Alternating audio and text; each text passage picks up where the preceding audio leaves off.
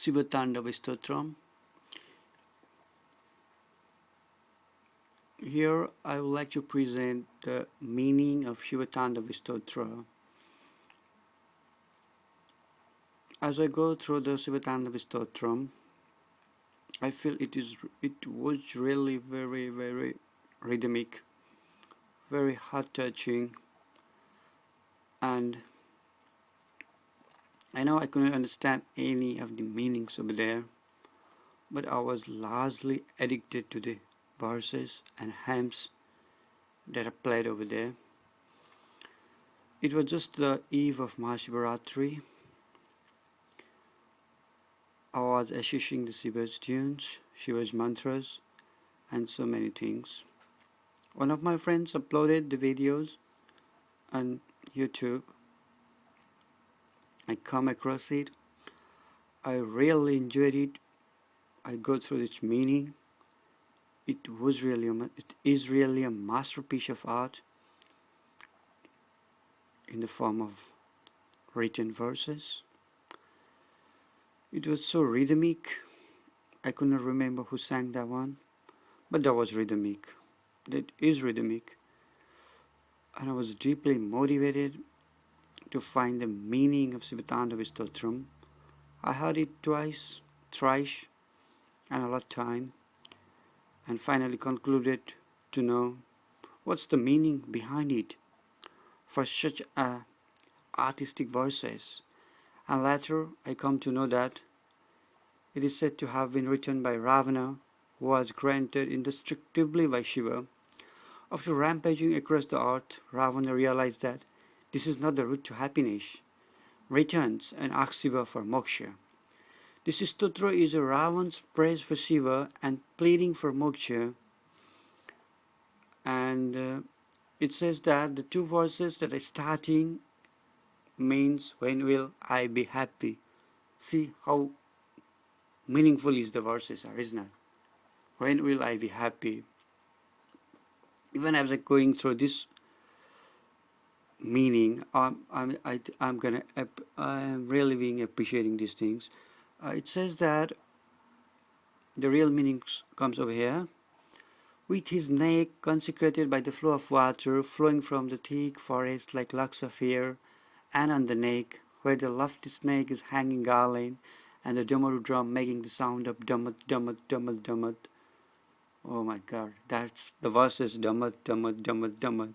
That was really the drum sounds that was being played in the verses. Damat, damat, damat, damat. Here we go. Lord Shiva did the auspicious dance of Tandava, and may he shower prosperity on us all. I have a very deep interest in Lord Shiva, whose head is glorified by the rows of moving waves of the celestial river Ganga, exciting in the deep well of his hair locks, and who has the brilliant fire flaming on the surface of his forehead, and who has the crescent moon as a jewel on his head. May my mind seek happiness in the Lord Shiva. This is what the Ravana is telling. I think you better know that. This is the Ravana is telling to Lord Shiva. This is his written by Ravana. This is his verses, what he read to Lord Shiva. Furthermore, he says, may my mind seek happiness in Lord Shiva, in whose mind all the living beings of the glorious universe exist, who is a supportive companion of Parvati, daughter of Mountain King, who controls invincible hardships with the flow of his compassionate look, who is all persuasive, the directions are his clothes. May I seek wonderful pleasure in Lord Shiva, who is the supporter of all life, who with his craving snake with reddish brown hood and with the luster of his gem on it spreading out variegated colors on the beautiful faces of the maidens of directions, which covered with a glittering upper garment made of skin of a huge intoxicated elephant. This is all about the description of his physical features and what he wears, how he looks like. It says all about the physical appearances in this stanza.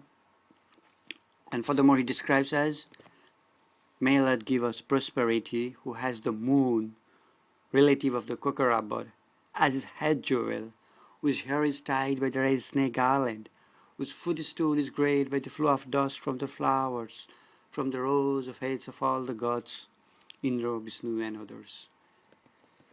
May we get the wealth of siddhis from Shiva's locks of hair, which devour the god of love, with the sparks of the fire flaming in his forehead, whispered by all the celestial leaders, who is beautiful with the crescent moon. My interest is in Lord Shiva. Here he describes about his interest in the Lord Shiva. How he describes, let's see. He says, my interest is in Lord Shiva, who has three eyes, who has offered the powerful god of love into the fire, flaming dagad dagad on the flat surface of his forehead. Here we know that the dagad dagad is a description of the fire flaming. Here he used the onomatopoeia in these sentences. Dhagat dhagat on the flat surface of his forehead, who is the sole expert artist of drawing decorative lines on the tips of breaths of Parvati, the daughter of Mountain King. Furthermore, he describes, may Lord give us a prosperity, who bears the burden of this universe, who is lovely with the moon, who is red wearing the skin, who has a celestial river Ganga, whose neck is dark as midnight of new moonlight, covered by many layers of clouds. I pray to Lord Shiva, whose neck is tied with the lustre of the temples, hanging on the neck with the glory of the fully bloomed blue lotuses, which look like the black saints of the universe, who is the killer of Manmatha, who destroyed Tripuras, who destroyed the bonds of worldly life, who destroyed the sacrifice, who destroyed the demon Adhaka, the destroyer of the elephants, and who controlled the god of death, Yama. I pray to Lord Shiva, who has bees flying all over because of the sweet honey from the beautiful bunch of auspicious Kadamba flowers, who is the killer of Mamanta, who destroyed Tripuras, who destroyed the bond of worldly life, who destroyed the sacrifice, who destroyed the demon Adhaka, the killer of the elephants, and who controlled the god of death, Yama. Lord Shiva, whose dance of Tandav is in tune with a series of loud sounds of drum making dhimit dhimit sounds, who has the fire on the great forehead, the fire is spreading out because of the breath of the snake wandering in whirling motion in the glorious sky.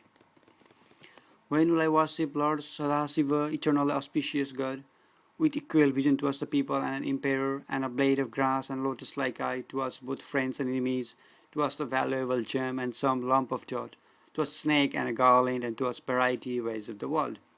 When will I be happy living in the hollow place near the celestial river Ganga, carrying the folded hands on my head all the time, with my bad thinking washed away, and uttering the mantra of Lord Shiva, and devoted in the God with glorious forehead with vibrating eyes? Whoever reads, remembers, and says this best Strotra as it is said here, gets purified forever and obtains devotions in the great Guru Shiva. For this devotion, there is no other way, just the mere thought of Lord Shiva indeed removes the delusion.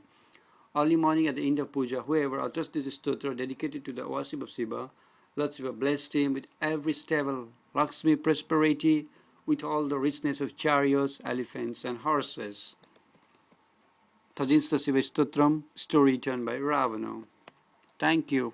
Thanks for listening. And this stotra is translated from the website westernhindu.org, and it was uploaded on 2010 February 28. I guess it was time during the Mahashivaratri. And I asked permission from this website to upload these videos on YouTube. Thank you, people. Thanks for watching.